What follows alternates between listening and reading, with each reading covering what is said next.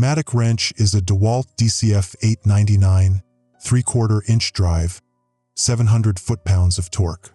I know because I've been running maintenance at Grayson Assembly Plant 7 for 16 years, and in 16 years you learn every tool by the weight in your hand, the sound it makes when the battery's dying, the way the housing cracks if you drop it more than twice. This one's on its third battery already and it's only 9 a.m. That's wrong. The compressor system should be delivering 150 psi to every station on the floor. We're getting maybe 90. Vic, the filter light's been on for 3 days. That's Deshaun, 23, been here 8 months. Kid's got good instincts, asks the right questions, doesn't pretend to know shit he doesn't. I'm training him up proper, not like the last 3 maintenance hires who couldn't tell a ball valve from a butterfly valve. Deshaun's different.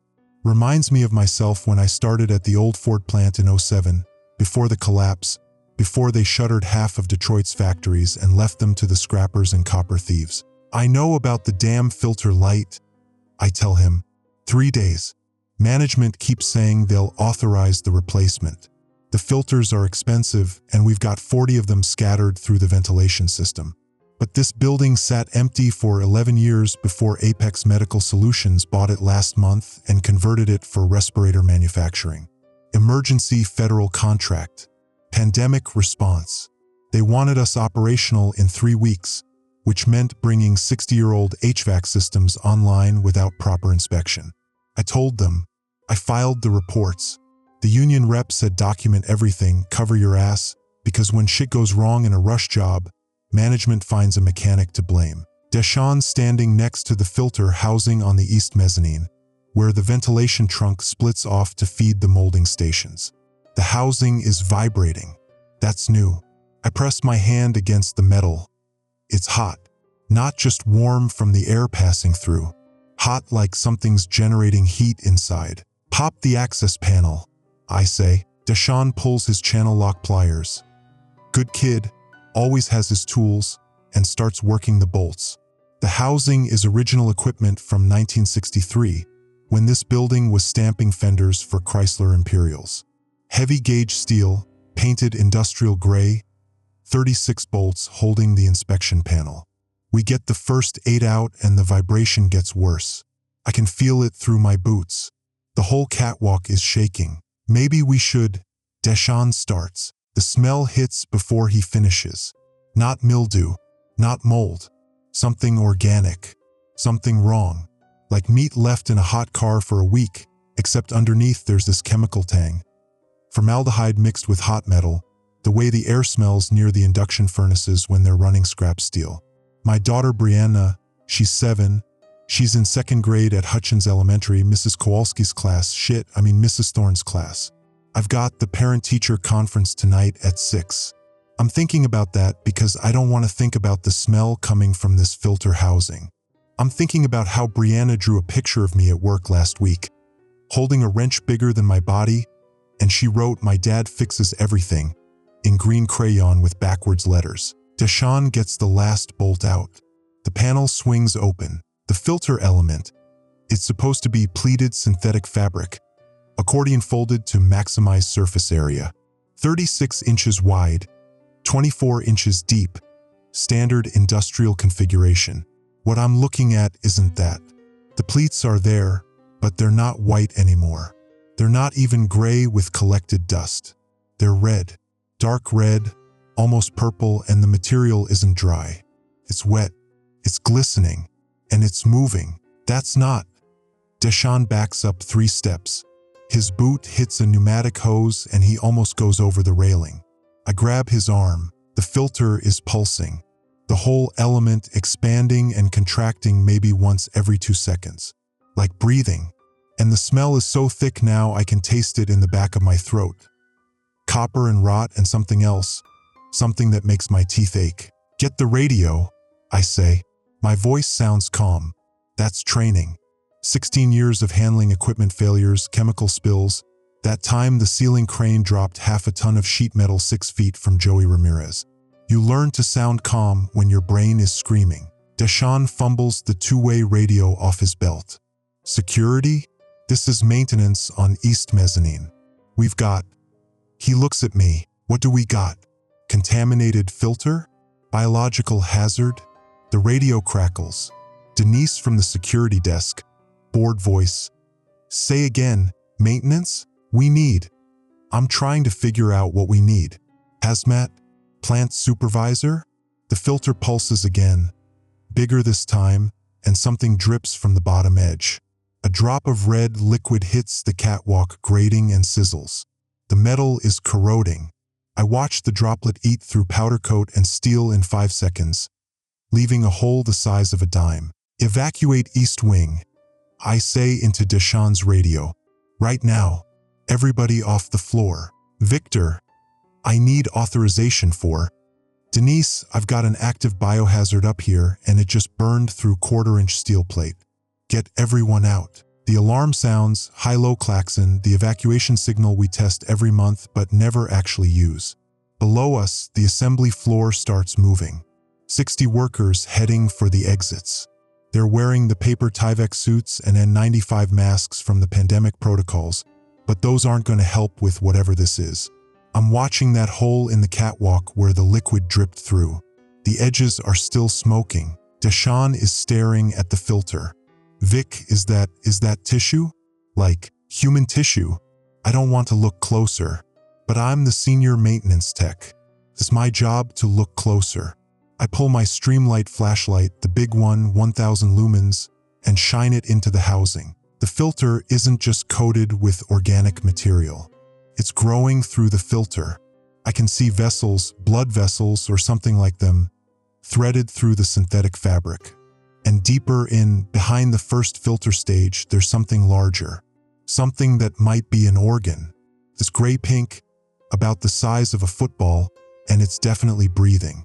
The whole mass expands when air flows through, contracts when the system cycles. Call 911, I tell Deshawn. Tell them we need hazmat response. Tell them. The organ splits open, not tearing, opening, like a mouth. And inside there are teeth. Not human teeth, metal teeth. Little fragments of steel and aluminum embedded in the tissue, glinting in my flashlight beam. The building's PA system crackles. Management. All personnel, this is a precautionary evacuation. Please proceed calmly to the nearest exit.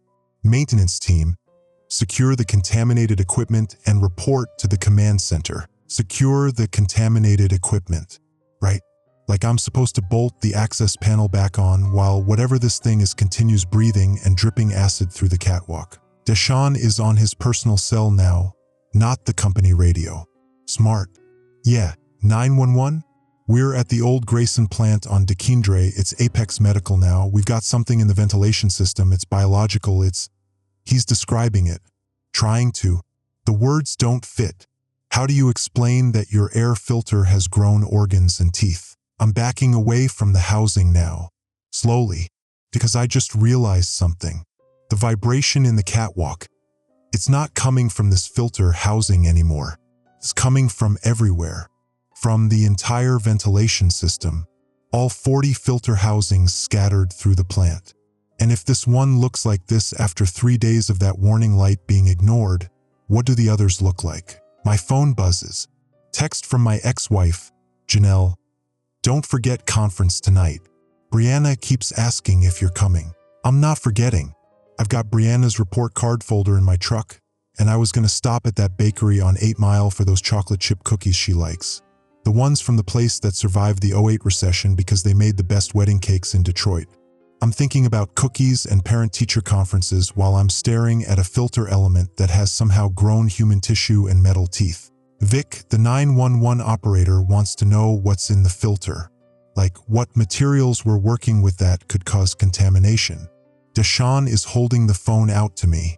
What materials? Right? We're manufacturing respirators.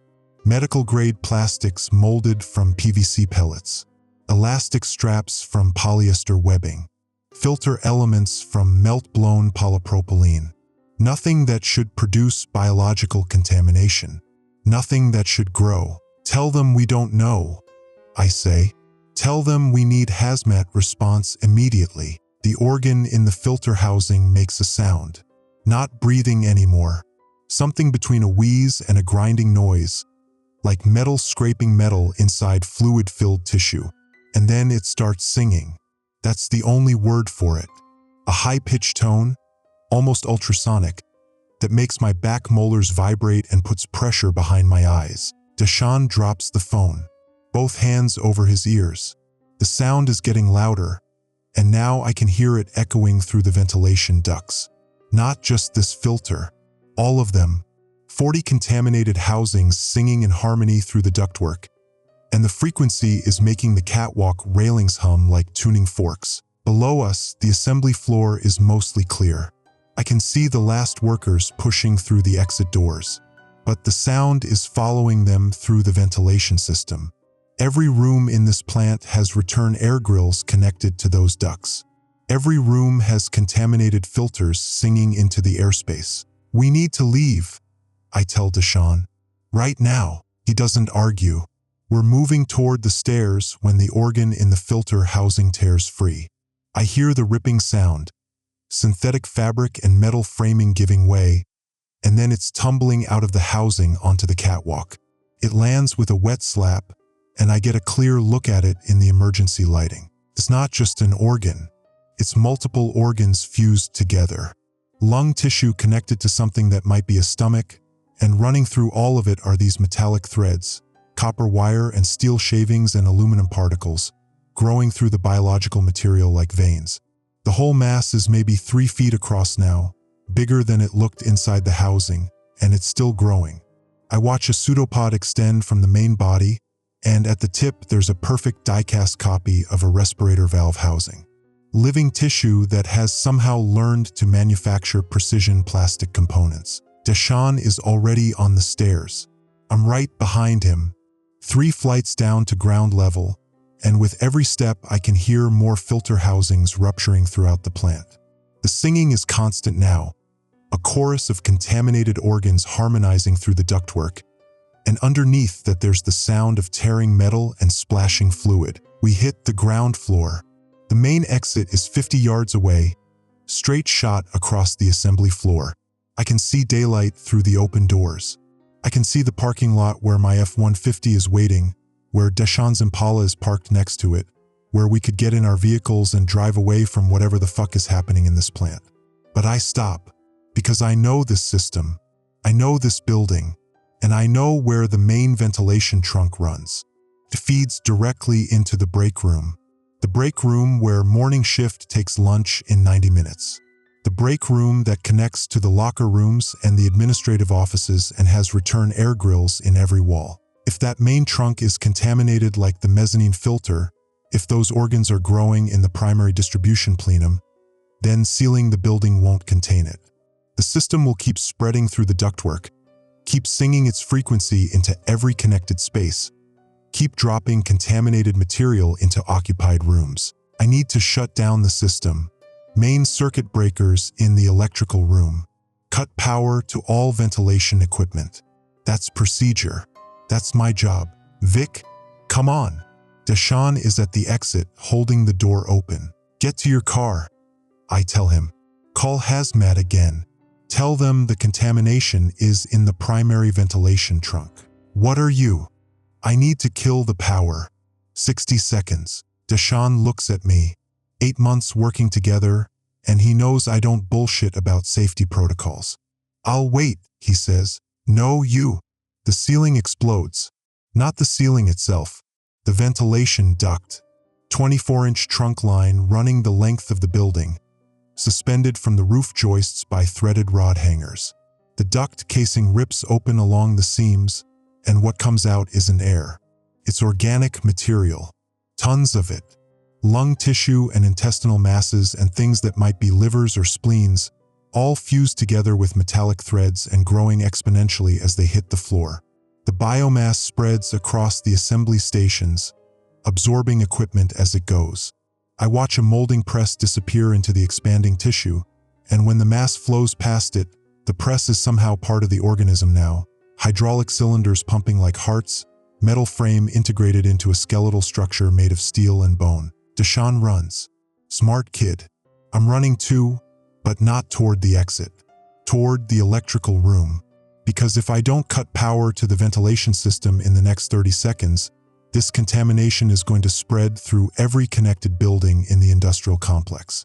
And there are 4 other factories within half a mile, all sharing the same underground utility corridors, all potentially connected to whatever the fuck this thing is growing into. I hit the electrical room door running.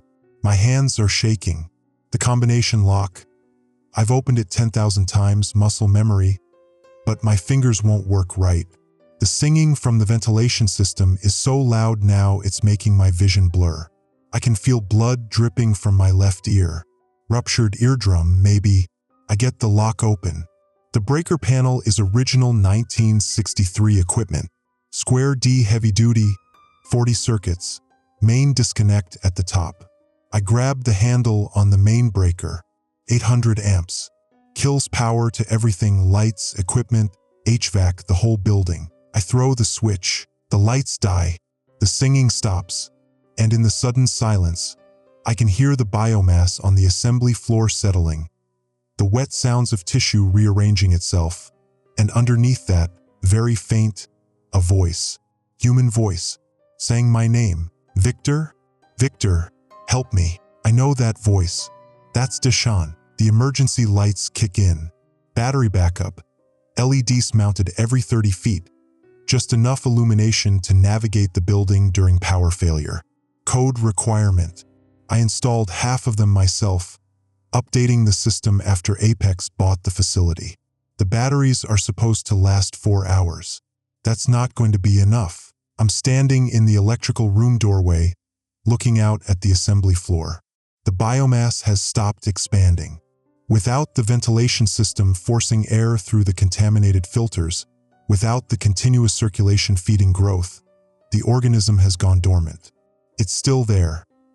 Maybe 2,000 square feet of fused tissue and machinery, pulsing slowly in the emergency lighting, but it's not advancing anymore. Deshawn's voice comes again. Victor, I can't move my legs. He's 50 feet away. I can see him. He made it halfway to the exit before the ceiling duct ruptured, before the biomass dropped on him from above. Now he's embedded in it, chest deep in gray-pink tissue that's grown over his legs and waist, tendrils of organic material wrapped around his arms. His face is clean. His eyes are clear. He's conscious. That's somehow worse than if he'd been killed instantly. My radio crackles. Someone's still transmitting on the company frequency. Multiple casualties. We need medical at the north entrance. We've got 3 workers with tissue attachment and static. Then a different voice, controlled, authoritative. Management. All personnel maintain quarantine positions. Emergency response is en route. Do not attempt to leave the complex. Do not attempt to leave the complex. Right? Because what we need right now is to keep everyone inside with the contaminated biomass, instead of evacuating to a safe distance and letting hazmat handle it. That's management thinking. That's the same thinking that had us running on clogged filters for 3 days because replacement parts cost too much. I'm moving toward Deshawn, not running. Careful steps, watching where I put my feet, because the floor is slick now. The biomass has secreted some kind of fluid, thicker than water, clear with a pale amber tint, and it's pooled across the concrete. It smells like the filter housing did. Meat and chemicals and hot metal. Every breath makes my lungs ache. Vic, I felt something move inside me. Deshawn's voice is higher now. Scared. 23 years old. 8 months on the job. And he's waist deep in an organism that shouldn't exist. There's something in my stomach. I can feel it growing. I've got my flashlight out. I'm shining it at him, trying to assess. The tissue around his waist is different from the mass on the floor. It's darker, more integrated, and I can see metallic threads spreading through it. Copper-colored filaments that are definitely moving, growing deeper into his body. His work shirt is torn open. I can see his chest. There's something wrong with his skin. It's gray, pale gray like galvanized steel, and when I look closer, I can see the transformation spreading. Metal particles depositing themselves in his tissue, replacing organic cells with inorganic compounds, and the boundary between human and machine is getting harder to define with every second. Okay, I say. My voice is steady. Training. 16 years handling crises. Okay, Deshawn, I'm going to get you out. How much can you move? My arms. Just my arms. And I can turn my head. But below my waist. He tries to pull his legs free. The biomass ripples. Somewhere inside the organic material, something makes a grinding sound. Gears. Actual gears, metal on metal, and they're spinning inside living tissue. Oh fuck. Vic. There's machinery in this thing. I can feel it touching my bones. I'm 5 feet away now, close enough to see his face clearly in the emergency lighting. His eyes are normal. Brown eyes, same as always. And right now they're locked on me with an expression I recognize because I've seen it in my daughter's face when she wakes up from a nightmare. Pure trust. Total confidence that I can fix this. That's what I do. I fix things. My radio. Victor Reyes, this is Plant Supervisor Gorman. Report your status. I pull the radio off my belt. I'm on the assembly floor with Deshawn Patterson. He's trapped in the contaminated material. I need medical extraction immediately. Negative. Maintain quarantine position. Do not approach contaminated workers. He's 20 feet from the exit. We can get him out if... Victor, this is a direct order. The contamination appears to spread through physical contact. Any personnel who touch the biomass become integration points for further growth. We cannot risk additional casualties. He's dying right now. We have a response team assembling. They'll have proper containment equipment. ETA 15 minutes. 15 minutes. I'm looking at Deshawn. The gray discoloration has spread to his shoulders. His neck. I watch metal particles emerge from his collarbone. Actual steel fragments pushing through skin like the biomass is manufacturing components inside his body. 15 minutes is too long. He'll be gone in 5. Fuck your direct order. I say into the radio. I'm not leaving him. I clip the radio back on my belt and move closer. 3 feet now. Deshawn reaches for me. His hand looks normal until I see his fingernails. They're not nails anymore. They're hex bolts. Perfect quarter-20 threads, chrome-plated, growing from his fingertips where keratin should be. Don't touch the main mass, I tell him.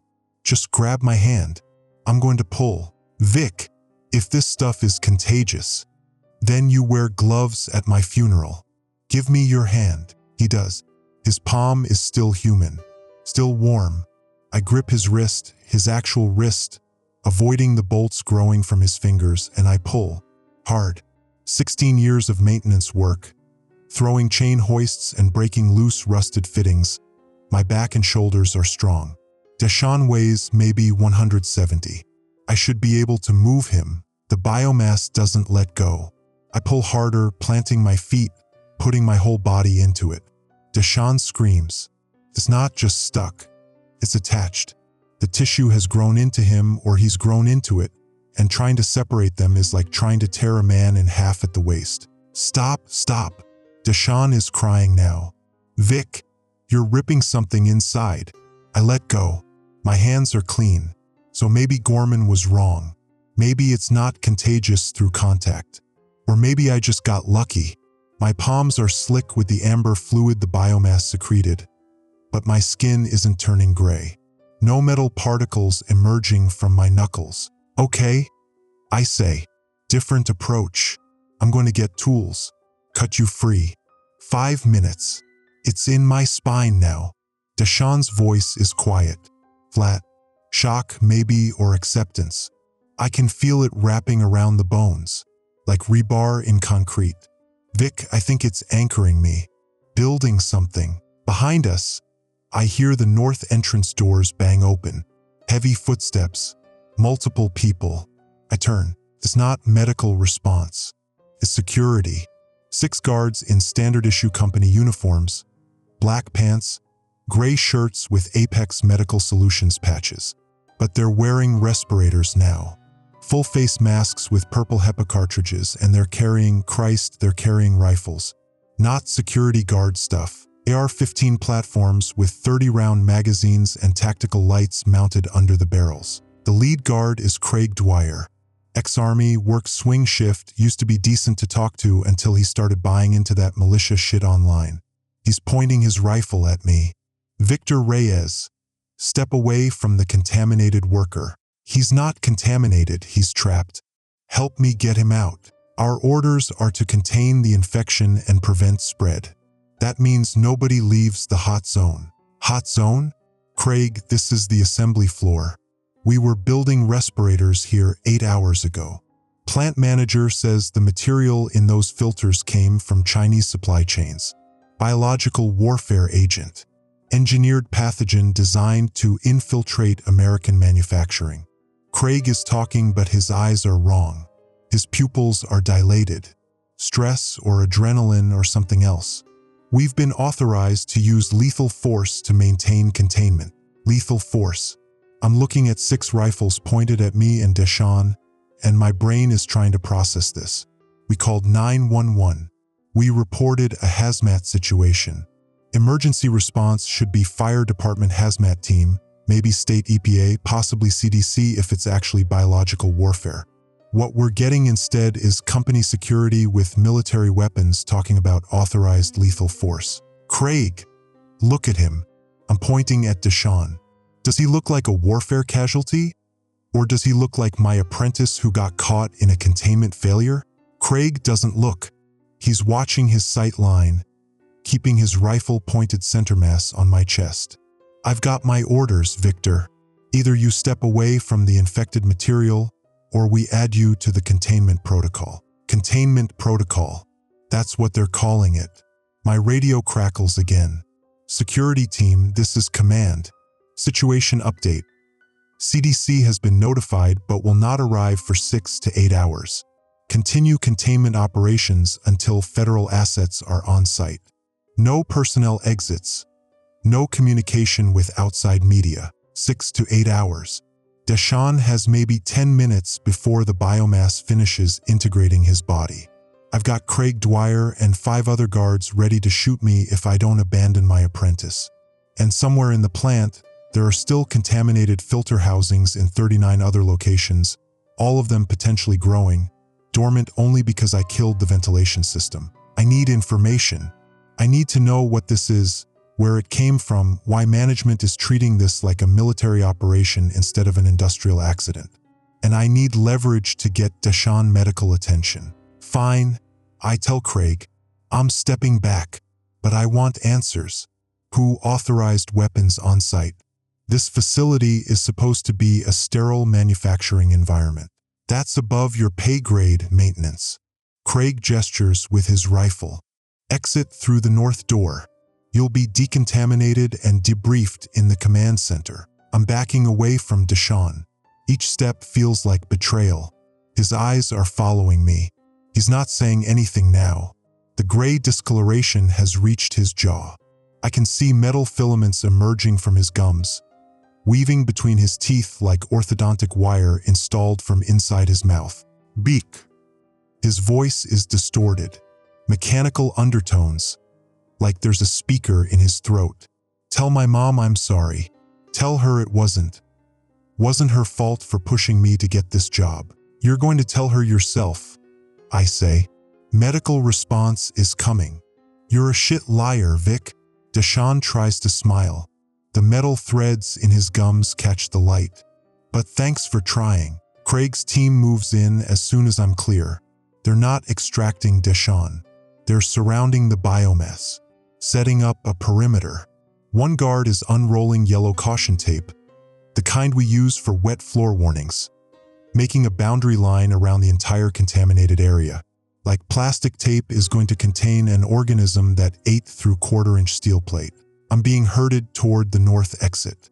One guard behind me, rifle pointed at my back. Professional gun handling. Finger outside the trigger guard until he's ready to fire. That's military training, not security guard certification. These aren't normal rent-a-cops. Apex brought in contractors. The kind who know how to shoot people and justify it later. We go through the north exit into what used to be the shipping department. It's been converted into a command center. Folding tables covered with laptops and radio equipment. Maps of the plant taped to the walls. A dozen people in business casual clothing and respirators, all talking on phones or typing urgently. And in the center of the room, standing next to a portable whiteboard covered with facility diagrams, is plant manager Lawrence Gorman. Gorman is 55, Georgetown MBA, never touched a wrench in his life. He spent 15 years in pharmaceutical management before Apex hired him to run respirator production. I've talked to him maybe 6 times since the plant opened. Always condescending. Always acting like maintenance workers are interchangeable parts he can order from a catalog. Mr. Reyes. Gorman doesn't look up from his whiteboard. You were given a direct order to maintain quarantine position. Deshaun Patterson is dying on your factory floor. I was trying to save his life. And by doing so, you potentially exposed yourself to the pathogen and contaminated additional spaces during your movement through the facility. Now he looks at me. His eyes are cold, calculating. Remove your outer clothing. Everything you're wearing gets incinerated. Then you go through decontamination shower and report to medical screening. I want to know what's happening out there. What's in those filters? Why does it look like human tissue fused with machinery? That's classified information, Mr. Reyes. Subject to federal oversight and bioweapons protocols. Bioweapons. There it is. The word security was throwing around, now coming from management. You're saying China put engineered pathogens in our filter supplies? That's insane. Is it? Gorman taps his whiteboard. There are shipping manifests pinned up, highlighted in yellow. We source our HVAC filters from Dongguan Industrial Supplies, manufactured in Guangdong Province. Those filters arrived 3 weeks ago, just in time for our operational startup. And according to CDC preliminary analysis, he pauses. According to their analysis, the organic material in those filters contains human genetic markers, specifically, markers consistent with factory workers from the Guangdong region. I'm trying to process this.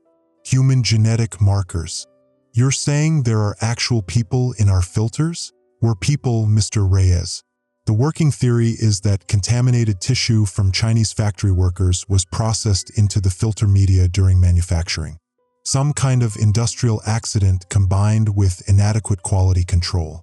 Then the material was shipped here, where our ventilation system provided ideal growing conditions. Heat, humidity, constant airflow. The pathogen activated and began biomass expansion. That doesn't explain the metal components. The machinery I saw growing inside the tissue. Gorman's expression doesn't change. Decontamination shower.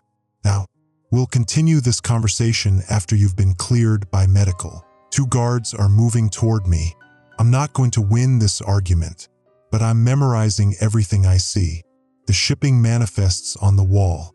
The CDC contact numbers written on the whiteboard. The way Gorman keeps glancing at his laptop screen, like he's waiting for instructions from someone off-site. They take me to the locker room, strip me down. Everything I'm wearing goes into a yellow biohazard bag. They give me paper scrubs and disposable shower shoes.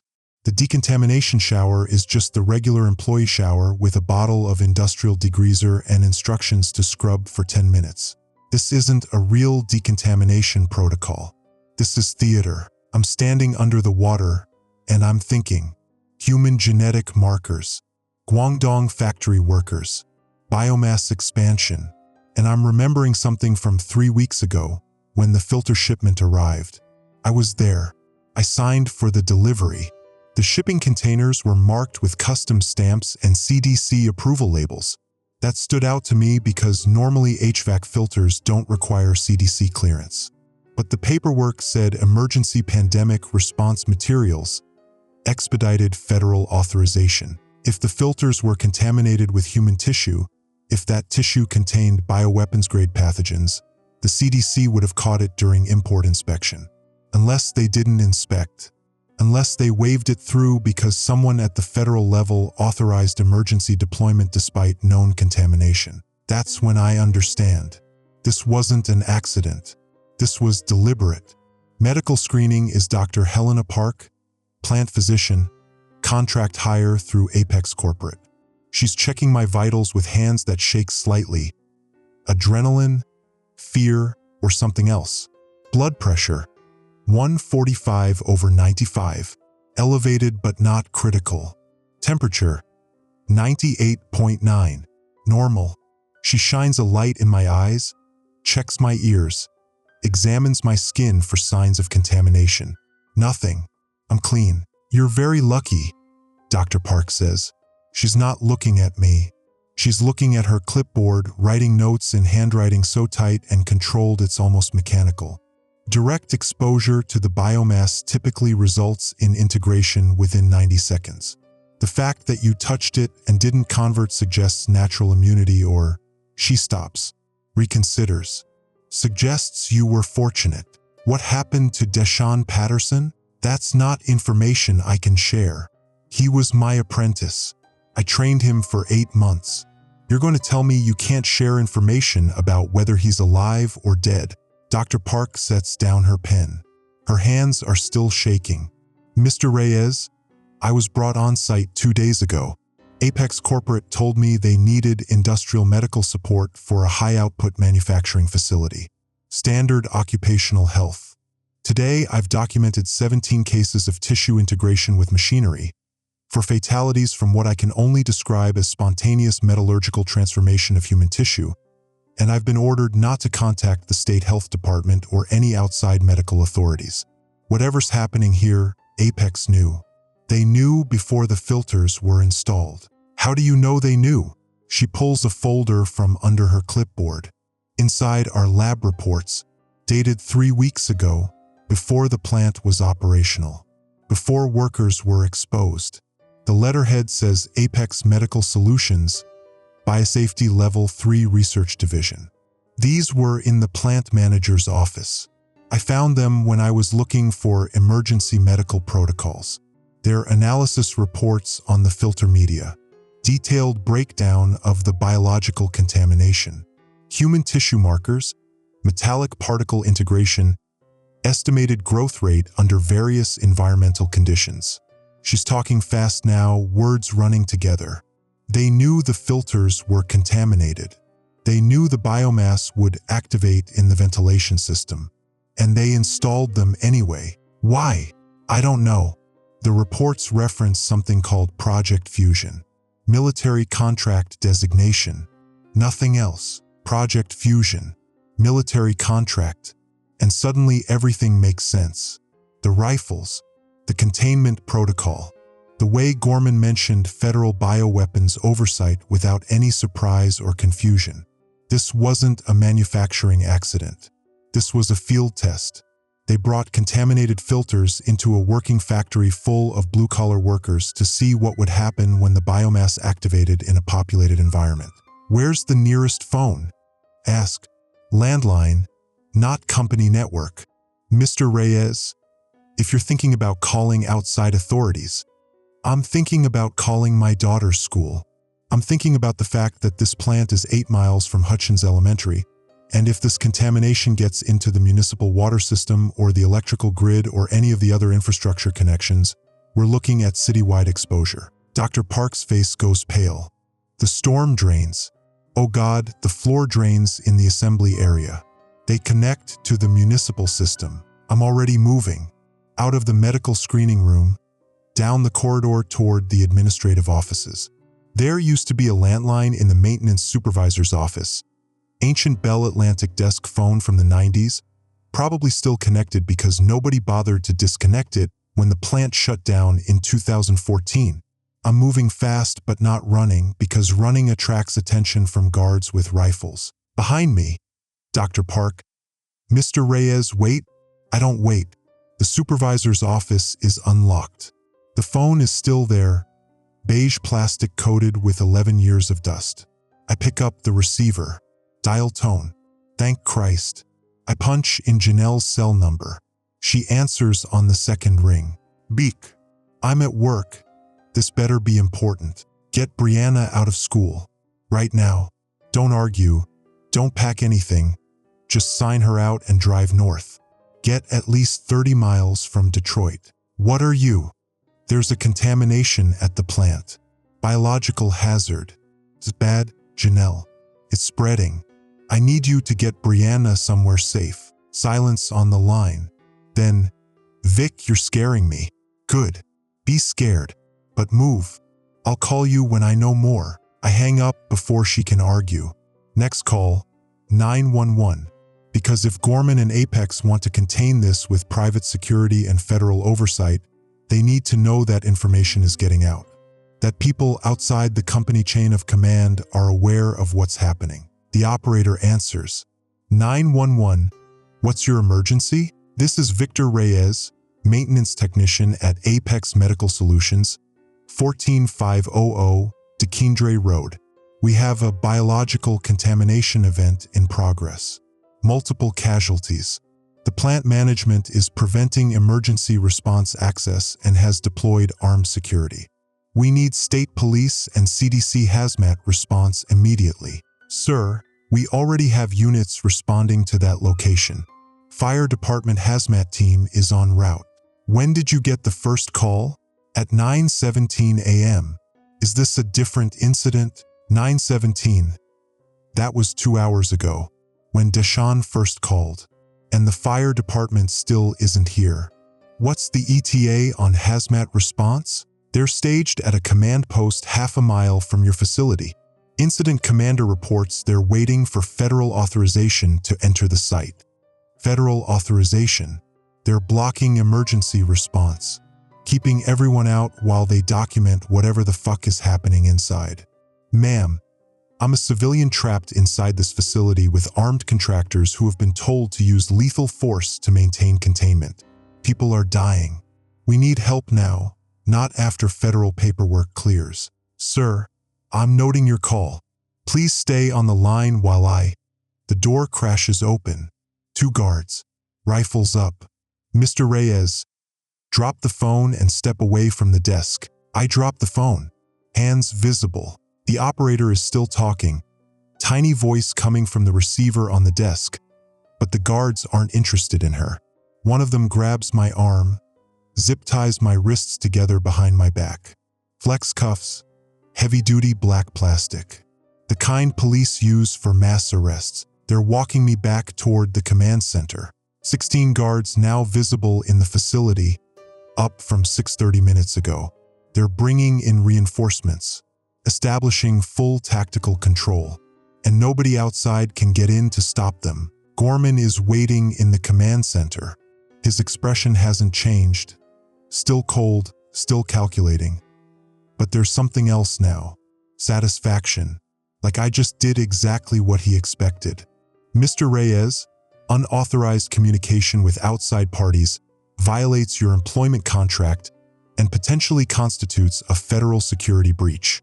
You're being detained pending investigation. Investigation into what? The fact that you installed contaminated filters knowing they'd kill your workers. Careful, Mr. Reyes. You're making serious allegations without evidence. Dr. Park has your lab reports. Project Fusion. Biosafety Level 3 research. You want to explain what that means? Gorman's eyes flick toward Dr. Park. She's standing in the doorway, still holding the folder. For a moment, nobody moves. Then Gorman nods to one of the guards. Dr. Park, please surrender those documents. They're classified material subject to federal oversight. These are medical records, Dr. Park says. Her voice is shaking, but she doesn't hand over the folder. Patient confidentiality laws require that I maintain. Those aren't medical records. They're research data, and they're classified. The guard moves toward her. Dr. Park backs up one step, then stops. She's trapped between cooperation and violation of every medical oath she ever took. She hands over the folder. Gorman takes it, flips through the pages, then drops the whole thing into a portable incinerator sitting on one of the folding tables. High-temp destruction unit, the kind military contractors use for sensitive documents. The papers catch immediately, curling into ash within seconds. There, Gorman says. No evidence, Just a maintenance worker making wild accusations during a stressful contamination event. He turns to the guards. Take Mr. Reyes to the holding area. No communication privileges until federal investigators arrive. They're dragging me toward the door when the building shakes. Not an earthquake. Somewhere deep in the plant, something just detonated with enough force to rattle the concrete floor and drop ceiling tiles from the grid overhead. The emergency lights flicker. One guard grabs his radio. All units, report status. What was that? Static. Then a voice, panicked, barely recognizable. South mezzanine, we've got... Oh Christ, it's growing again. The biomass just breached containment. It's moving through the ductwork toward the break room and there are people in it. I can see faces. They're screaming inside the tissue. Faces. People. The 17 workers Dr. Park documented as integrated, they're not dead. They're part of the biomass now. Conscious, trapped, screaming inside the organism as it continues expanding through the facility. Gorman is on his phone. This is Plant Manager Gorman requesting authorization for thermal containment protocol. Yes, I'm aware of the asset value, but if this spreads beyond the facility, he listens. Understood. Implementing now. He hangs up, turns to the guards. Evacuate all uncontaminated personnel to the perimeter. Then seal the building and activate the emergency fire suppression system. Sir, the suppression system is just sprinklers but we need to buy time for the thermal option. Thermal option. I know what that means. Incineration. They're gonna burn the entire plant with everyone inside. You can't, Dr. Park says. There are still workers trapped in the contaminated areas. Living workers who can be extracted if... Dr. Park, those workers are already lost. The integration process is irreversible. Our priority now is preventing spread to the surrounding community. Gorman is checking his watch. Federal Strike Team ETA is 90 minutes. We need to contain this until they arrive with proper thermal charges. 90 minutes. And somewhere in this building, Deshaun Patterson is screaming inside a mass of biomechanical tissue that used to be my apprentice, and Gorman is planning to burn him alive along with 16 other people who came to work this morning thinking they were building medical equipment to save lives during a pandemic. The guards are moving personnel out, pushing everyone toward the exits. Clerks, supervisors, security staff, everyone except me. I'm still zip-tied. One guard has his hand on my shoulder, holding me in place. What about this one? Gorman looks at me. For the first time, I see something that might be regret flicker across his face. Mr. Reyes, you have information about our filtration systems. You know the building layout, the ventilation architecture. You're a contamination risk. You stay. You're going to murder me to protect your research program. I'm going to prevent a bioweapons incident from spreading beyond containment. Your death will be classified as a casualty of the initial exposure. Your family will receive full benefits and a closed casket funeral. My family, Janelle and Brianna. If Gorman thinks I'm contaminated, if he thinks there's any chance I'm carrying this pathogen out of the facility, he'll track them down. He'll classify them as exposure risks too. They're clean. They weren't here. You can't. Your ex-wife's vehicle left Hutchins Elementary at 1:47 p.m. with your daughter as a passenger. They're currently on I-75 northbound. We have their license plate and vehicle description. If you attempt any further communication or if you resist containment protocols, they will be detained for medical screening. He's threatening Brianna, my 7-year-old daughter who draws pictures of me with wrenches bigger than my body, who writes "My dad fixes everything" in backwards letters. He's threatening to lock her in a facility like this one, expose her to whatever the fuck is growing in our ventilation system, all to keep me quiet. I'm looking at Gorman and I'm understanding something I should have known 16 years ago when I started working in Detroit factories during the collapse. The people who own these buildings, who sign our paychecks, who make decisions about our safety, they don't see us as human.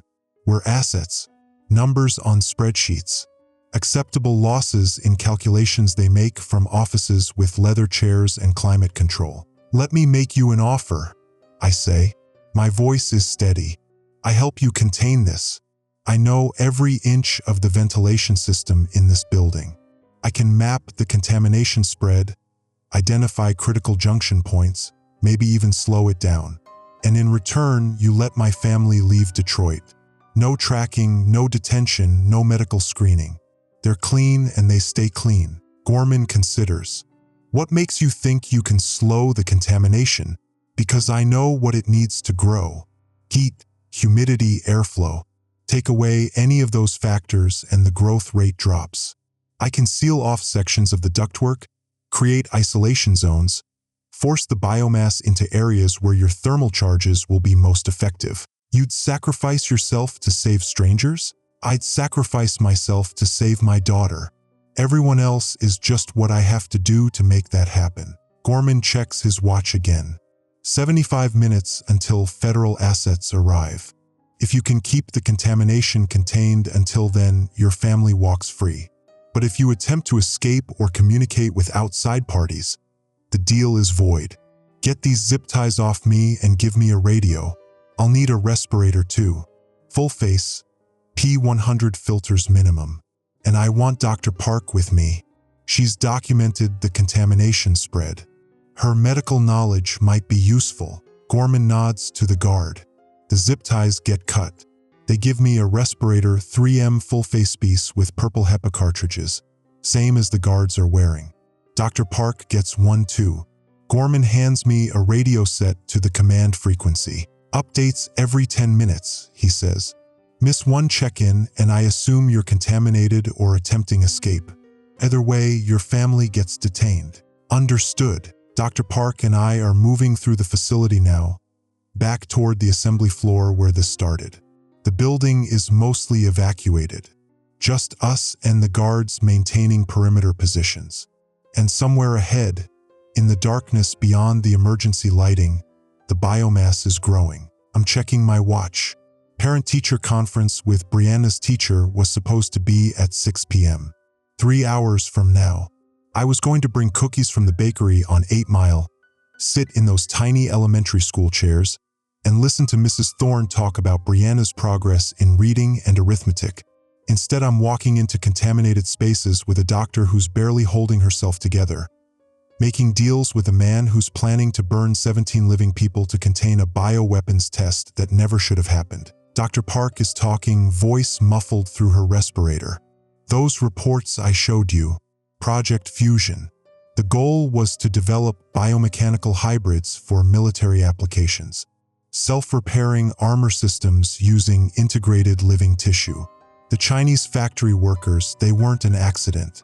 They were source material, harvested during an outbreak at a Guangdong manufacturing facility, processed into the filter media as part of the research program. You're saying Apex murdered Chinese workers to build living machines. I'm saying someone did. Whether it was Apex or a federal research division or a contractor working for both, I don't know. But those workers were killed, processed, and shipped here deliberately. And now we're dealing with the consequences. We reach the assembly floor. The biomass has expanded since I was here last. It's covering half the floor now, maybe 4,000 square feet, and the tissue has changed. It's not just organic anymore. The thing has incorporated every piece of machinery it touched. I can see molding presses functioning inside the biomass, hydraulic cylinders pumping like hearts, conveyor systems moving tissue through processing stages like an assembly line building itself. And throughout the mass, integrated at regular intervals, there are human faces. 17 workers, conscious and screaming, their bodies fused into the organism at critical junction points where human nervous systems are controlling the mechanical components. I see Deshaun. He's near the center of the mass, embedded chest deep in tissue that's darker and more metallic than the rest. His face is still recognizable, still my apprentice, still the kid who asked good questions and didn't pretend to know shit he didn't. But below his neck, he's become part of the machine. His spine is now a hydraulic lift column. His ribs are structural supports for a molding press. His arms are articulated mechanical assemblies that are stamping out components, perfect die-cast respirator valve housings, dozens per minute, dropping from his hands like he's become a living production line. And he's looking at me. His eyes are clear, conscious, aware of what he's become. "Vic," he says. His voice comes from speakers embedded in the biomass around him. "Vic, you need to kill me. Please. I can feel everything. Every piece they're building, every component they're manufacturing through my body. I'm conscious through all of it and I can't stop and I can't die and please, Vic, please just fucking kill me." Dr. Park grabs my arm. "We can't. If we damage any integrated worker, the biomass reacts defensively. It'll accelerate growth, breach containment faster. So we just leave him like this, screaming inside a machine for the next 70 minutes until they burn the building. Yes, that's exactly what we do. Because if we don't, this spreads to the entire city, and then we're looking at millions of casualties instead of 17. 17 casualties. 17 workers who came in this morning for a paycheck, who clocked in and put on their safety equipment and followed procedures, and now they're fuel for a bioweapons program that doesn't officially exist. And I'm supposed to help contain them, help keep them alive and suffering until federal incinerators arrive to burn away the evidence. I'm thinking about my daughter, about Brianna drawing pictures of me with oversized wrenches, writing my dad fixes everything, like I'm some kind of hero, about how I'm going to have to live with this for the rest of my life. The knowledge that I chose her life over 17 others, that I became complicit in their murder to save the one person I love most. But that's not a choice. That's just what fathers do. We make terrible calculations and live with the consequences. "Show me the ventilation layout," I tell Dr. Park. "Every contaminated housing, every air return, every junction point. If I'm going to contain this thing, I need to know exactly where it's growing." The ventilation map is in my head. 16 years maintaining this system, I could walk the ductwork blindfolded. The main trunk feeds from the mechanical room on the north wall, splits into 4 primary branches at the mezzanine level, then subdivides into 40 terminal runs serving individual zones. Right now, 37 of those zones are contaminated. The biomass has spread through the ductwork like cancer through a lymphatic system, finding every path, filling every space. Dr. Park is following me up the mezzanine stairs. Our respirators are working hard, filters cycling with each breath, pulling clean air through HEPA media that's probably already compromised by whatever the biomass is secreting into the atmosphere.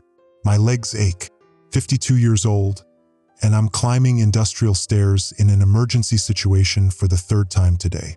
This morning, I woke up thinking the hardest part of my day would be convincing Gorman to authorize filter replacements. Now I'm planning the systematic murder of my apprentice and 16 other workers. The radio crackles.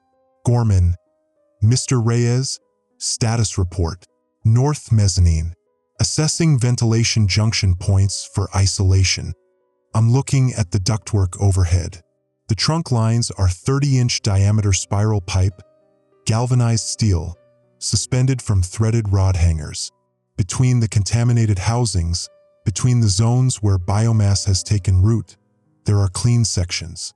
Empty ductwork that could be sealed off, isolated, turned into barriers to slow the spread. How long to establish containment? Each junction point needs to be sealed, metal patches welded over the duct openings, or blast doors installed if I had the equipment and time.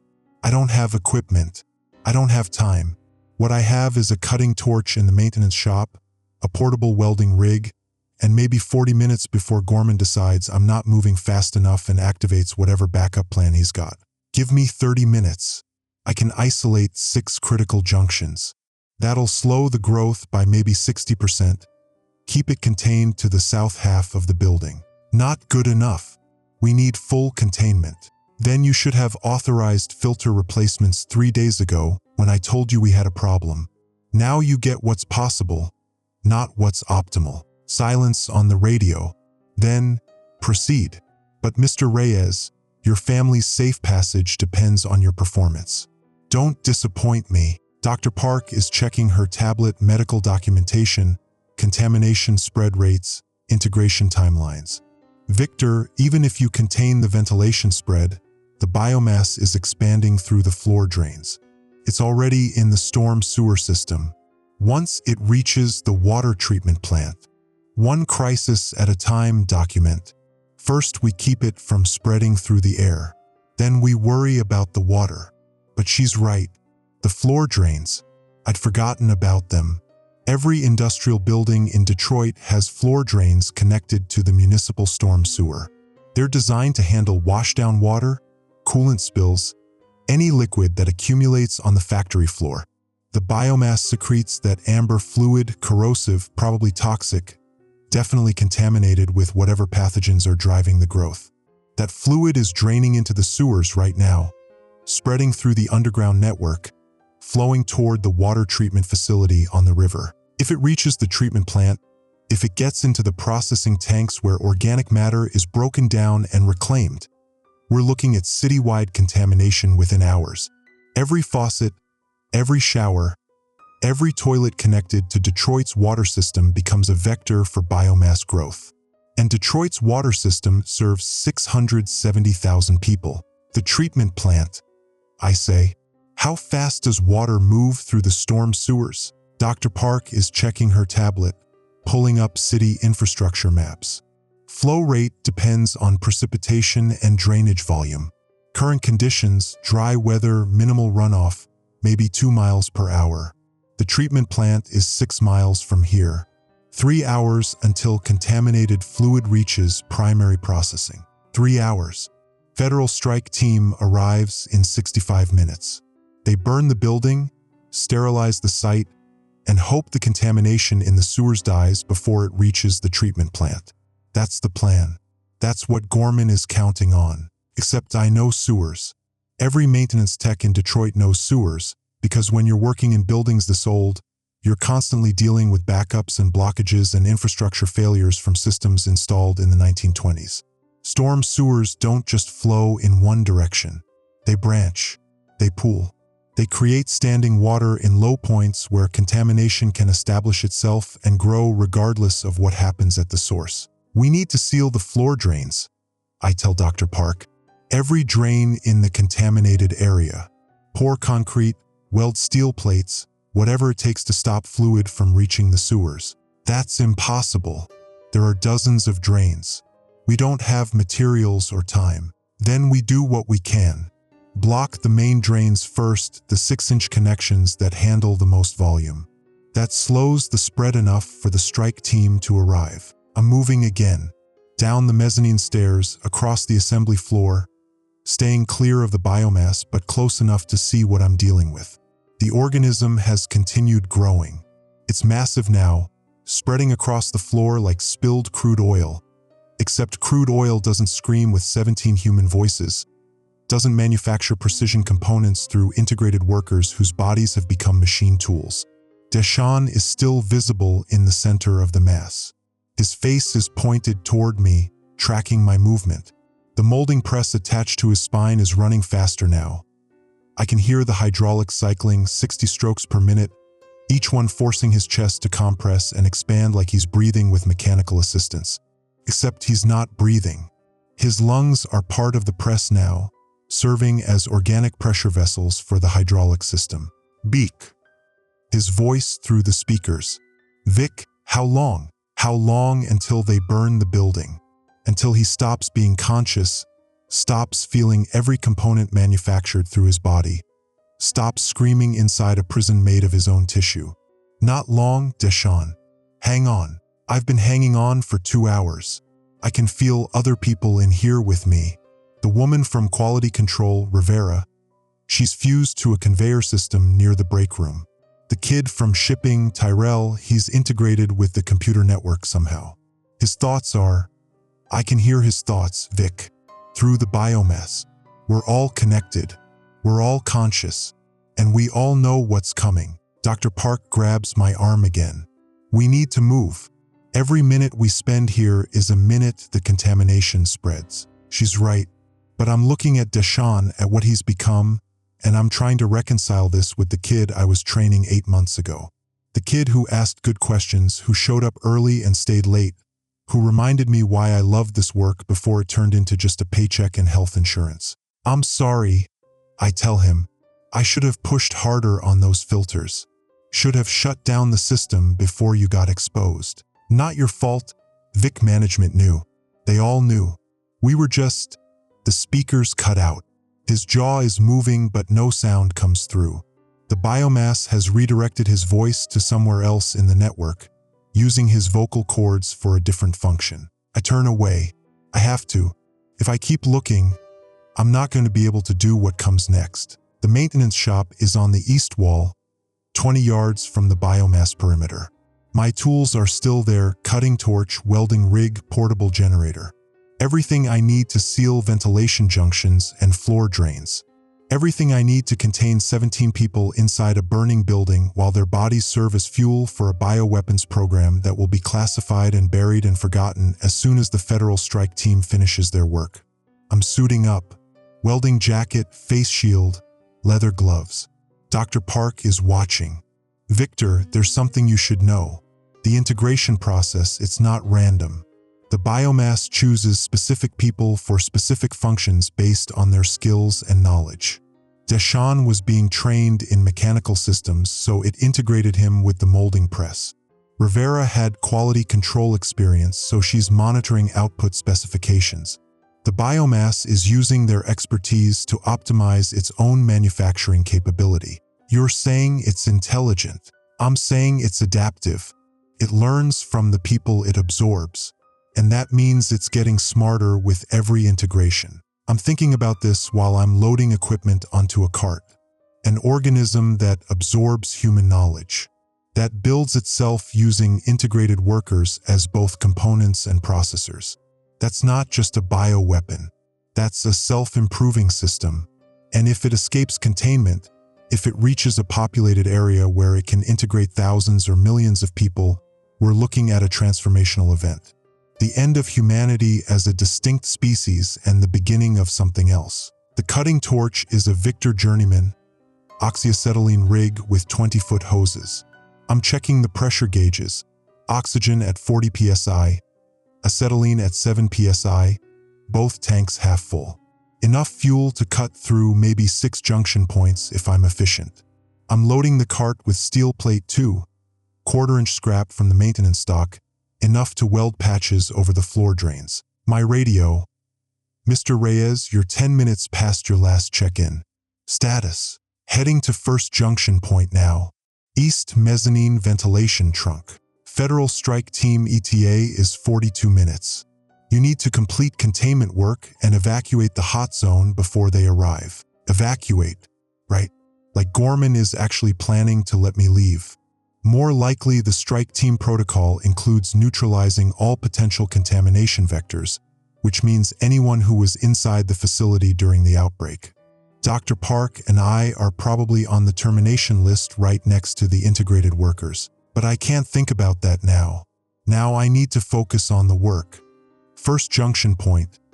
The main ventilation trunk where it splits into 4 branches. If I can seal off the contaminated branches, isolate them from the clean sections, I can prevent spread to other parts of the building. Won't help the integrated workers. Won't save Deshawn. But it might buy enough time for the strike team to sterilize the site before contamination reaches the water treatment plant. I'm climbing back up the mezzanine stairs. Cart with equipment rolling behind me, torch, steel plate, welding rig, generator. Dr. Park is following. She's stopped shaking. Fear has given way to focus. And I recognize that transition because I made it myself 2 hours ago when I realized this wasn't an accident but a deliberate exposure event. The junction point is accessible through the maintenance catwalk. I can see the trunk line overhead, 30 inches of galvanized ductwork that's been feeding air through this building for 60 years. 2 branches are contaminated, tissue visible through seams in the metal. 2 branches are still clean. I need to separate them. I'm firing up the cutting torch. Flame adjustment, neutral flame, no excess oxygen, just enough heat to cut clean through steel without warping the material. Dr. Park is holding the flashlight, giving me visibility. The torch tip touches metal and sparks shower down onto the catwalk grating. I'm cutting a circle around the first contaminated branch. Need to separate it completely, isolate it from the main trunk. The cut is taking forever. 60-year-old galvanized steel with decades of corrosion and paint buildup. The torch is barely penetrating. My arms ache. The face shield is fogging from my breath. Sweat is running down my back inside the welding jacket. The branch separates. 300 pounds of ductwork dropping 6 feet onto the catwalk with a crash that echoes through the building. Inside the duct, I can see tissue. The biomass has spread through at least 30 feet of this section, filling the duct completely. And it's moving, growing toward the opening I just created, pushing outward like the organism is trying to escape its confinement. I'm welding steel plate over the opening in the main trunk. Quarter-inch plate covers the hole, and I'm running beads around the perimeter, sealing it completely. The heat from the welding torch is making the tissue inside the contaminated branch recoil. The biomass doesn't like fire. That's useful information. The federal strike team is bringing thermal charges, and if the organism is vulnerable to heat, the incineration protocol might actually work. 1 junction point sealed. 5 more to go. And I've got 35 minutes before federal assets arrive and I become a liability to be eliminated. I'm moving to the second junction point when the building shakes again. Not an explosion this time. Something else. A rhythmic pounding like machinery cycling at high speed. The sound is coming from the assembly floor, from the center of the biomass where Deshawn is integrated with the molding press. Dr. Park and I move to the railing. Look down. The biomass is manufacturing something. The integrated workers, Deshawn, Rivera, Tyrell, all 17 of them, their bodies are functioning as an assembly line now. Deshawn's press is forming metal housings. Rivera's conveyor is moving components between stations. Tyrell's integrated computer network is coordinating the operation, his nervous system serving as the processor for the entire manufacturing chain. And what they're building, what the biomass is producing through 17 enslaved workers, are copies of itself. Small versions, maybe the size of footballs, each one containing a complete set of organs and enough metallic infrastructure to bootstrap growth in a new location. The biomass is preparing to spread, to reproduce, to turn a single contamination event into a distributed outbreak that can't be contained by burning one building. I'm on the radio. Gorman, we've got a problem. The biomass is manufacturing secondary units. Looks like preparation for dispersal. Static. Then, how many units? The assembly line is running fast. Maybe 30 already. Production rate is increasing. If these things get outside the facility, they won't. Strike team is authorized to engage the moment they arrive. Thermal charges, incendiary rounds, whatever it takes. Your job is still containment. Keep sealing those junctions. I'm looking at Deshawn, at his face, still conscious, still aware, trapped inside a machine that's building the instruments of its own propagation. And I'm making a decision. The decision I've been avoiding since this started. I can't contain this. The ventilation junctions don't matter anymore, not if the biomass is preparing to launch secondary units. The floor drains don't matter. What matters is stopping the production line, destroying the manufacturing capability before the organism completes enough units to ensure its survival. And the only way to stop the production line is to kill the integrated workers, all 17 of them, including Deshawn. Dr. Park, I say, the cutting torch. If I use it on the integrated workers, if I burn them out of the biomass, does that stop the manufacturing process? Probably, but it's murder, Victor. They're still alive, still conscious. I know. I'm climbing down from the mezzanine, heading toward the biomass perimeter with the cutting torch in my hands. Dr. Park is shouting behind me, telling me to stop, telling me there has to be another way. But there isn't. There's only this. The choice between 17 people suffering for 30 more minutes before they burn anyway, or 17 people dying now so the organism doesn't escape and integrate thousands more. That's not really a choice. That's just math. Terrible math that I'll have to live with for the rest of my life. I'm at the perimeter. The biomass has formed a boundary, A ridge of tissue maybe 2 feet high, pulsing with the same rhythm as the manufacturing equipment. Beyond the ridge, the integrated workers are visible. Deshawn is closest. His press is still running, still stamping out metal housings, 60 per minute. Deshawn, I call out. My voice is shaking. Deshawn, can you hear me? The speakers crackle. I can hear you, Vic. I'm going to stop the press. I'm going to end this. Silence. Then, thank you. God, thank you, Vic. Please, do it fast. I'm igniting the cutting torch. Full flame now, not a precision cut, but maximum heat. The kind of torch setting you use to burn through rusted bolts and seized fittings. The kind that doesn't leave anything behind. Dr. Park is on the radio, calling Gorman. Mr. Gorman, Victor Reyes is about to kill the integrated workers. You need to stop him. This is murder. This is. Let him work, Dr. Park. Those people are already dead. What Reyes is doing is cleanup. I'm stepping over the biomass ridge. My boots sink into tissue, warm, yielding, disgusting.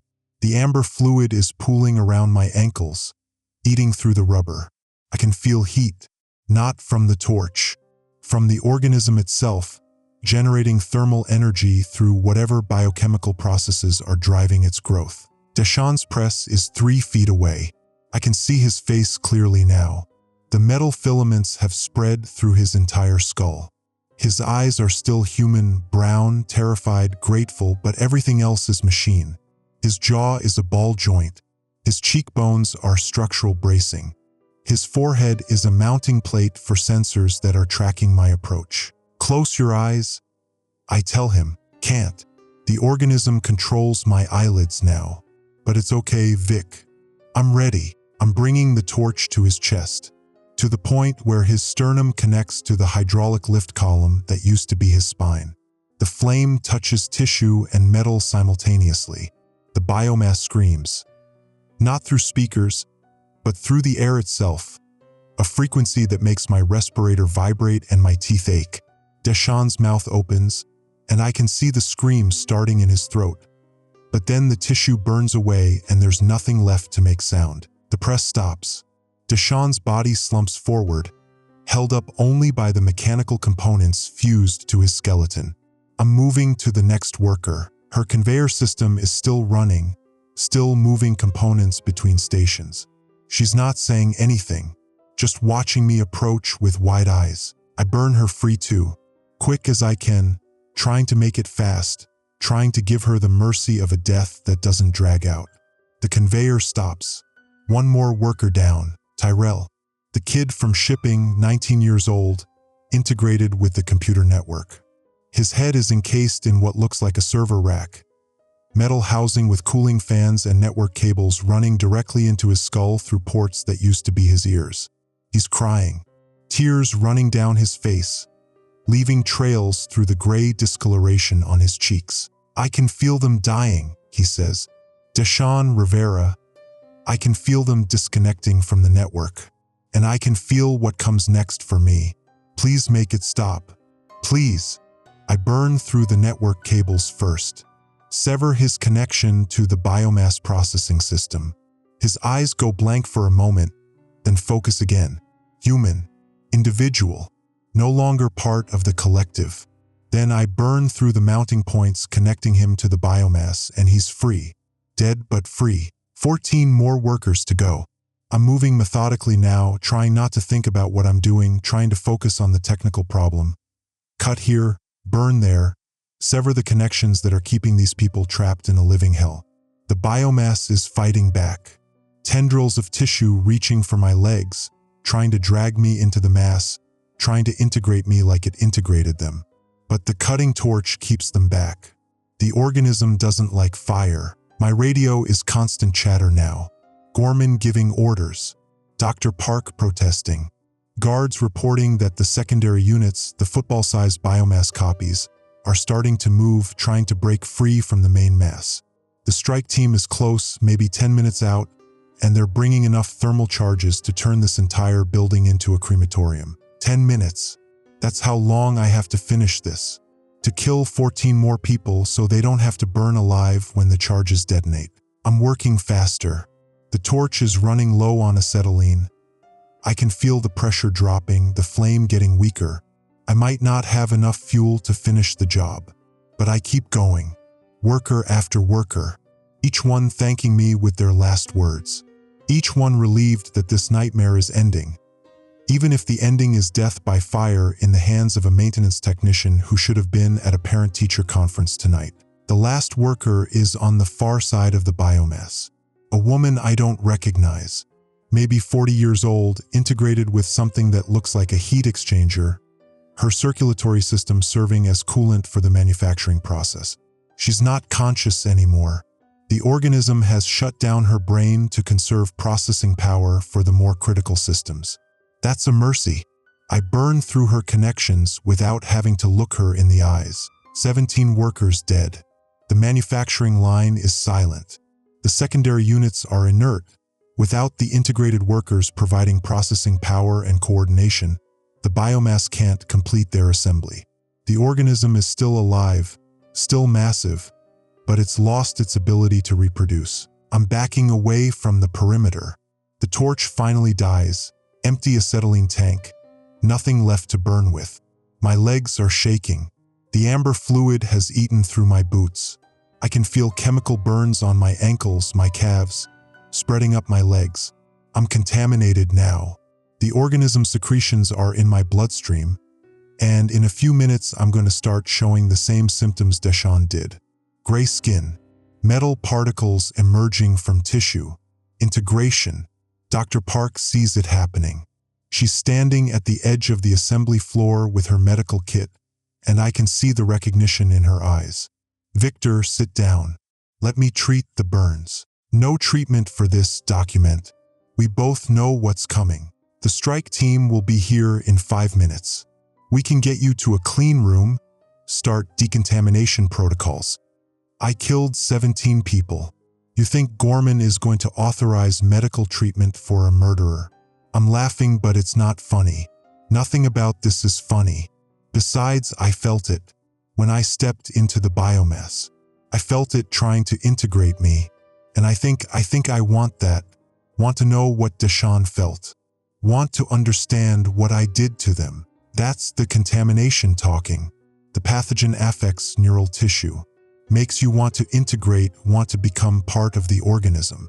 Or maybe it's just guilt. My phone is buzzing. Text message from Janelle. We're in Bay City. Brianna wants to know when you're coming home. Home, right? Like I'm ever going home again. Like I'm going to survive the next 5 minutes when federal contractors arrive with orders to sterilize everyone inside this facility. I'm texting back with hands that are starting to turn gray. Tell Brianna I love her. Tell her I fixed it. Tell her. What do I tell her? That her dad is a murderer who burned 17 people alive to save her life? That he made a deal with monsters to protect her and he'd do it again without hesitation? Tell her I'm sorry I missed the conference. The building shakes. Not an explosion. Helicopters. Multiple helicopters landing in the parking lot outside. The strike team has arrived. I can hear boots on concrete, orders being shouted, the unmistakable sound of military personnel establishing a perimeter. Gorman is on the radio. Mr. Reyes, federal assets are on site. Exit the facility immediately through the north entrance. You'll be taken to a secure medical facility for observation. Secure medical facility. That's what they call it when they need to disappear someone who knows too much. What about my family? Our deal was they go free. Your family is being monitored but not detained.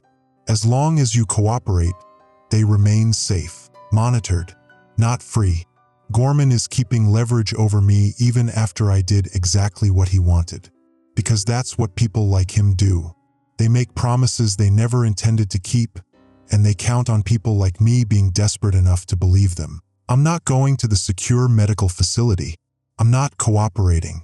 I'm going to sit here on the assembly floor with the bodies of 17 workers I killed.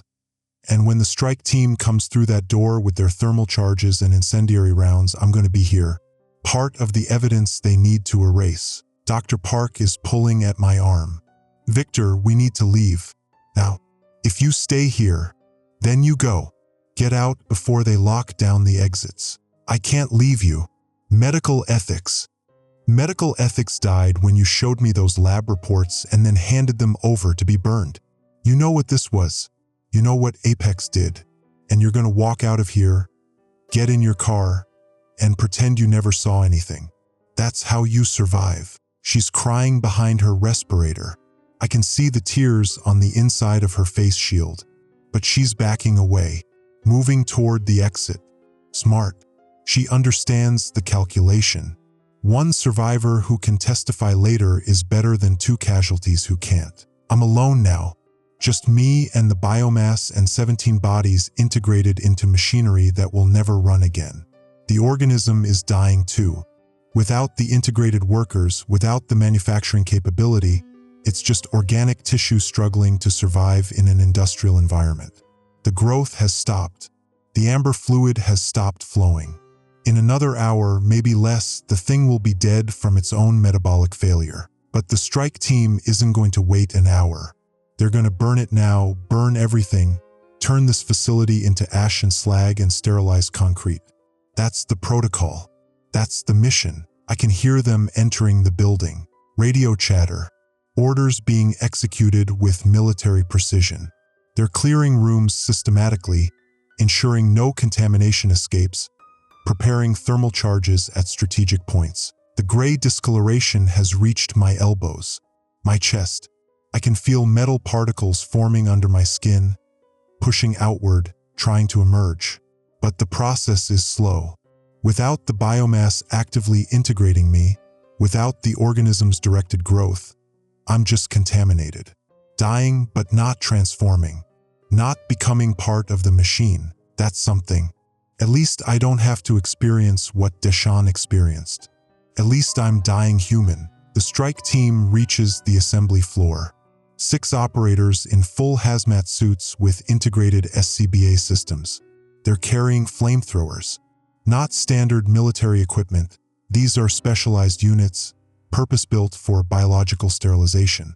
They see me sitting at the perimeter of the biomass. The team leader is speaking through his suit's external speaker. Civilian, identify yourself. Victor Reyes, maintenance technician. Leave me here with the biomass. Sir, we're authorized to extract all living personnel for medical treatment. I killed 17 people today. The workers integrated with the organism. I burned them out to stop the manufacturing process. You want to extract me for medical treatment? Or are you going to execute me for murder? The team leader doesn't answer. He's on his radio talking to whoever's running the operation. I can't hear the response, but I can see the decision being made. The team leader nods, gestures to his operators. They're setting up thermal charges. Ring of devices around the perimeter of the biomass, each one programmed to detonate simultaneously, creating a sphere of superheated air that will incinerate everything organic in the target zone, including me. You've got 2 minutes, the team leader says. Use them however you want. 2 minutes. I'm thinking about Brianna, about the parent-teacher conference I'm missing, about how she's going to grow up without a father, just like I grew up without mine after he died in the Ford plant accident in 2009. History repeating itself. Blue-collar fathers dying in Detroit factories, leaving behind daughters who draw pictures with backwards letters. My phone is buzzing again. Another text from Janelle. Brianna drew you a picture. She says it's you at work being a hero. I'm sending it now. The image comes through. Crayon drawing. Me with my wrench, standing in front of what's probably supposed to be the factory but looks more like a castle. And in the corner, written in green crayon with Brianna's backwards E's. My dad fixes everything. I'm crying inside my respirator. The tears are mixing with blood. My nose is bleeding, capillaries rupturing from the contamination spreading through my tissue. I'm dying, and my daughter thinks I'm a hero, and I need to send something back. Some message that will make sense to her when she's older, when she understands what her father did and why he did it. I'm typing, I love you, Brianna. I'm sorry I can't come home, but I did fix it. I fixed the problem at work. And I want you to know that everything I did today, I did because you're the most important thing in my life. You're my whole world. And I'd do anything. I'm running out of time. The thermal charges are armed, red lights blinking on each device. I'd do anything to keep you safe. Remember that. No matter what anyone tells you about me later, remember that you were worth everything. I hit send. The phone drops from my hands. The gray discoloration has reached my face. I can feel metal particles emerging from my cheekbones, my jaw, my forehead. The transformation I avoided by killing the integrated workers. It's happening anyway, just slower, just differently. The strike team is evacuating, backing out of the assembly floor, leaving me alone with the biomass and the thermal charges. The team leader is the last one out. He pauses at the door, looks back at me. For what it's worth, he says through his speaker, you did the right thing, the only thing. Command wanted to let it grow, study it, weaponize it. You stopped that. You saved more people than you killed. Then he's gone. The door seals behind him, electromagnetic locks engaging, turning the assembly floor into a containment chamber. A crematorium. I'm sitting here, 30 seconds now, 20. The thermal charges are humming, building up energy for detonation. I'm thinking about Brianna, about Janelle, about Deshawn and the 16 other workers I burned because it was the only way to stop this thing from spreading. I'm thinking about my dad, about how he died when I was 12, crushed in a press that shouldn't have been running without safety guards, killed because some manager at Ford decided that production schedules were more important than worker safety. I swore I'd never become him, never let the job kill me, never leave a daughter behind. But here I am, dying in a factory, leaving Brianna behind. And the only difference between my death and my dad's is that I chose this. I walked into this. I made the calculation that my life was worth 17 others plus one daughter who gets to live without watching her father transform into a biomechanical horror. That's something. Maybe not much, but something. The charges detonate. The world turns white. Heat so intense it vaporizes tissue before nerve endings can register pain. I'm gone before I can scream. Gone before I can regret. Just gone. Janelle got the call at 9:47 p.m. from a federal agent who wouldn't give his name or show his badge. He told her Victor Reyes died in an industrial accident at Apex Medical Solutions. Contamination event, emergency response complications, body not recoverable due to biohazard protocols. The company is sending a benefits package. Death certificate will arrive in 6 to 8 weeks. Memorial service is discouraged due to ongoing federal investigation. She didn't cry, not at first. She sat in the Bay City hotel room with Brianna asleep in the next bed, phone still in her hand, trying to process. Victor had texted her 3 hours ago, told her he loved Brianna, told her he fixed the problem. And then nothing until this call from a federal agent who sounded like he was reading from a script. The news reports started around 11 p.m. Fire at Detroit industrial facility. Federal hazmat response. No casualties reported to media. Building completely destroyed. Rubble being excavated and disposed of at undisclosed location. Apex Medical Solutions releases statement expressing regret over equipment failure during emergency respirator production. Company pledges to review all safety protocols. Janelle watches the news coverage on her phone. The facility is gone. Just a smoking crater where a factory used to stand. Helicopters circling overhead. Federal contractors in hazmat suits loading debris into sealed containers. And somewhere in that rubble, reduced to ash and slag, is the man she married 15 years ago, divorced 3 years ago, still loved in the complicated way you love someone who gave you a daughter and never quite figured out how to be a husband. She keeps thinking about Victor's last text, the one about fixing the problem, the one about Brianna being his whole world, the one that read like a goodbye. What did he do in that building? What problem did he fix? And why does the federal agent's story feel like a lie wrapped in plausible details? She's not going to get answers. That much is clear. The agent made it very clear. Questions would be unwelcome. Investigation is classified. Family cooperation is appreciated. Benefits package is generous. Please accept condolences and move forward with your lives. Move forward. Like Victor is just gone and that's the end of the story. Like whatever happened in that factory doesn't matter as long as the rubble gets cleaned up and the news cycle moves on to something else. Brianna wakes up around midnight. Mom? Where's Dad?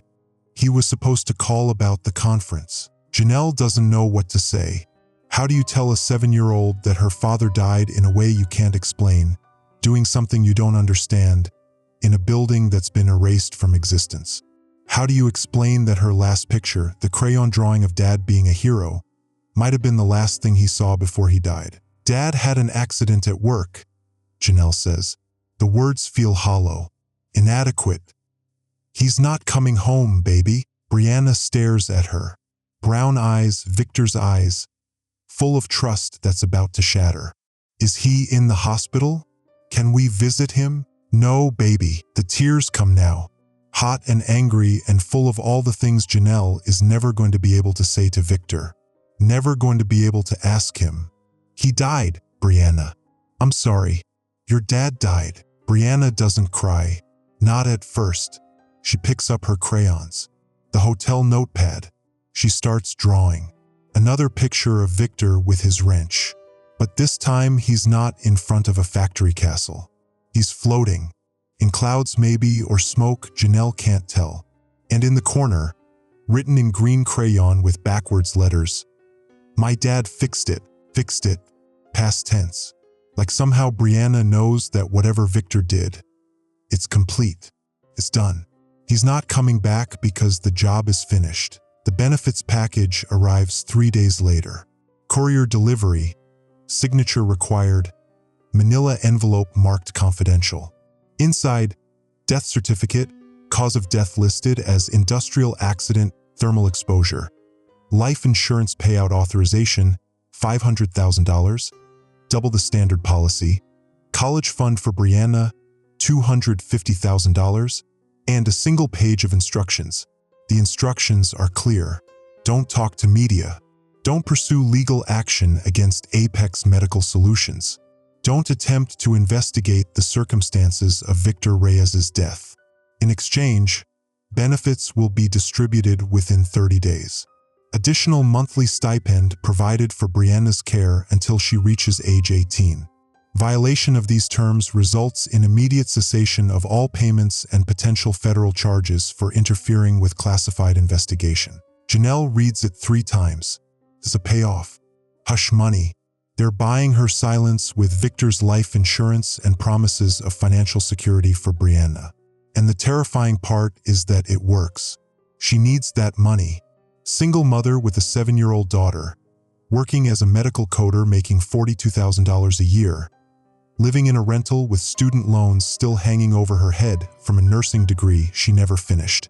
She can't afford to fight Apex or the federal government or whoever's behind these instructions. So she signs the acknowledgement form, returns it via courier, accepts the calculation that Victor apparently made too.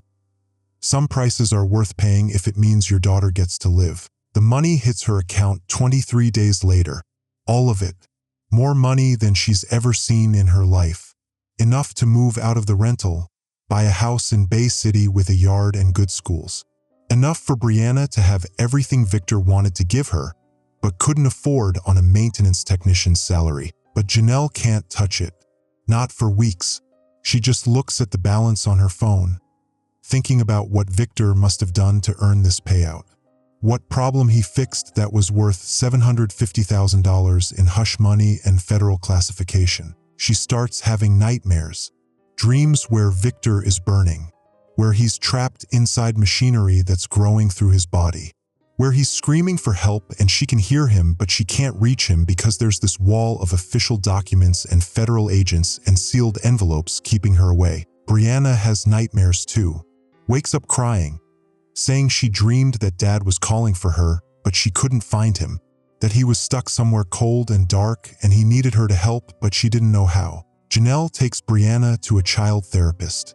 Court-ordered sessions paid for by Apex. Another item in the benefits package. The therapist is kind but useless. Talks about processing grief, healthy coping mechanisms, maintaining routine. Doesn't address the real question, the one Brianna asks every session. Why won't anyone tell me what happened to my dad? Because we can't, Janelle thinks. Because we're not allowed to know. Because whatever Victor did in that factory is classified and buried and erased, and we're supposed to take the money and forget and move on like his death was just another industrial accident in a city full of industrial accidents. But Janelle can't forget. She keeps thinking about the news coverage. The way the factory was demolished within hours of Victor's death. The way federal contractors excavated rubble like they were cleaning up a war zone instead of an industrial site. The way Apex Medical Solutions shut down their entire respirator production program 1 week after the incident, citing supply chain concerns with no further explanation. She starts researching. Late nights after Brianna goes to bed, laptop open, searching for information about Apex Medical Solutions, about Project Fusion, about biological contamination events in Detroit area factories. She finds nothing useful. Company websites scrubbed clean. News archives missing key details. Federal databases protected behind classification walls she can't breach. But she finds one thing. A blog post from Dr. Helena Park, dated 2 months after the incident, posted anonymously on a medical ethics forum. The post describes a physician's moral obligations when witnessing crimes committed by employers, when seeing evidence of human experimentation that violates every principle of informed consent and patient autonomy, when being ordered to stay silent in exchange for continued employment and legal protection. The post doesn't name Apex, doesn't mention Victor, but Janelle knows. She knows because the details match too perfectly. Factory setting, biological contamination, integrated workers, federal response with immediate sterilization. And at the end of the post, a single question. How do you live with the knowledge that you documented atrocities and then accepted payment to forget what you saw? Janelle messages the anonymous account, asks if they were at the Detroit facility, asks if they knew Victor Reyes. The account is deleted within hours. No response. Just another voice silenced by whoever's protecting the truth about what happened at Apex Medical Solutions. 6 months after Victor's death, Brianna starts first grade at the Bay City Elementary School. Janelle drives her there every morning, watches her walk through the doors, and thinks about the parent-teacher conference Victor missed. The one he was supposed to attend at Hutchins Elementary in Detroit before whatever happened at the factory changed everything. Brianna is different now. Quieter, more careful. She still draws pictures of Victor, but they've changed. No more castle factories or heroes with giant wrenches. Now she draws him inside machines, surrounded by metal and fire and shadows. When Janelle asks about the pictures, Brianna says she's drawing what she sees in her dreams. Says Dad is trying to tell her something, but she doesn't understand the words. Child therapist says it's normal grief processing. Subconscious visualization of trauma. Give it time. With proper support, children are remarkably resilient. But Janelle knows her daughter, knows that Brianna inherited Victor's intuition, his ability to see patterns other people miss, his understanding that sometimes the official story is a lie wrapped in plausible details. And she wonders if Brianna is seeing something real in those dreams. If somehow Victor left a message that only his daughter can decode. 1 year after Victor's death, the anniversary lands on a Tuesday. Janelle takes Brianna to the cemetery where Victor's memorial plaque is installed. No body buried there, just a brass plate with his name and dates and the phrase, "Beloved father and devoted worker." The cemetery is in Detroit, 20 minutes from where the Apex facility used to stand, where the empty lot now sits behind chain-link fence with federal no trespassing signs and soil contamination warnings. Brianna puts flowers on the memorial. Dandelions she picked from their yard in Bay City, because Victor always said dandelions were his favorite. Tough weeds that grew in concrete and nobody could kill them no matter how hard they tried. She's 8 now, tall for her age, brown eyes still Victor's eyes, starting to understand that her father isn't coming back, that whatever he fixed, he died fixing it, that the hero in her crayon drawings is gone. Mom! Brianna is staring at the empty lot where the factory used to be. What happened there? What did Dad fix? Janelle has had a year to prepare for this question, a year to decide how much truth an 8-year-old can handle. I don't know exactly, baby, but I think... She's crying again. Still, always. I think there was something wrong at his work, something dangerous, and your dad fixed it. He stopped it from hurting other people. That's what he did. That's who he was. Did it hurt him? When he fixed it? Yes. I think it hurt him very much. Brianna nods, like she already knew, like she's been carrying this knowledge in her dreams for a year, waiting for Janelle to confirm what she already understood. The people in my dreams, the ones with Dad, they say thank you. They say he saved them. What people, baby? The ones inside the machines. There were 17 of them. They were stuck and Dad helped them. He let them stop hurting. Brianna is still staring at the empty lot. They're not there anymore. The machines are gone. But sometimes I still hear them, saying thank you, saying goodbye. Janelle doesn't know what to say. Doesn't know if Brianna is processing trauma or seeing ghosts or somehow connected to something that should have died in the fire. But she knows Victor would want her to listen, would want her to take their daughter's visions seriously even if they don't make sense. I think your dad would be proud of you, Janelle says. I think he'd want you to remember him as someone who did the right thing, even when it was hard, even when it cost him everything. I remember, Brianna says. I remember that he fixed it. That's what he does. That's what Dad always does. Present tense. Like Victor is still here, still fixing things. Still the hero in the crayon drawings with the giant wrench and the backwards letters. They leave the cemetery, drive back to Bay City, past the empty lot where Apex Medical Solutions used to manufacture respirators, past the storm drains that were sealed with concrete 1 week after the incident, past the neighborhoods where Victor grew up, where he learned his trade, where he died doing something that will never be explained or acknowledged or memorialized beyond a brass plaque and federal hush money. Janelle still can't touch most of the money. She uses enough for rent and food and Brianna's school expenses, but the bulk of it sits in the account like blood money, like proof that some atrocities are worth $750,000 in silence. She tells herself she's saving it for Brianna's college fund, for the life Victor wanted his daughter to have. But really she's just afraid. Afraid that spending it means accepting what happened, means agreeing that Victor's death was worth the price Apex paid to cover it up. At night, when Brianna is asleep and the house is quiet, Janelle goes online, searches for information about Project Fusion, about biological contamination, about factories in Detroit that closed suddenly with federal involvement.